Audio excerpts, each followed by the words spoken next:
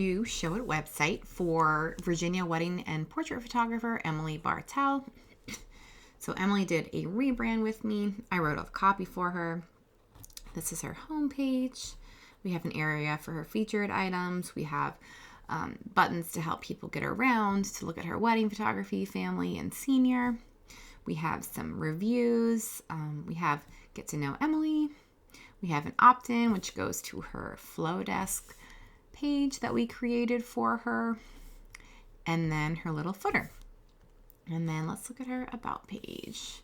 So the About page, we have an overarching theme up top, a little intro.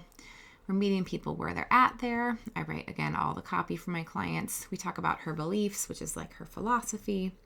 We sprinkle more reviews, and we have our call to action. We have actual information about Emily.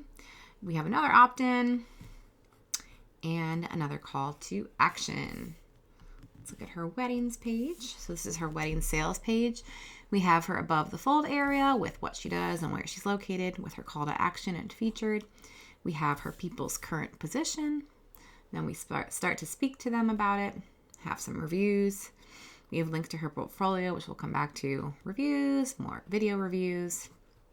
And then we have some call to action to get her ready to go. So then her portfolio is set up. So people can choose if they want to look at weddings or engagements. And then this is her wedding landing page. You click on any of these, you'll go to an individual page where there's a call to action. There's the gallery itself, and then a review for that couple with a vendor list. And then if we go to her blog, this is her WordPress blog. We have a link to her opt-in there, search bar, different categories. And this is her blog. And we also have a second sales page that we didn't look at for her portrait work, which is built just like the weddings page, meeting people where they're at, having a portfolio, sprinkling in lots of reviews, and then having some call to actions at the bottom.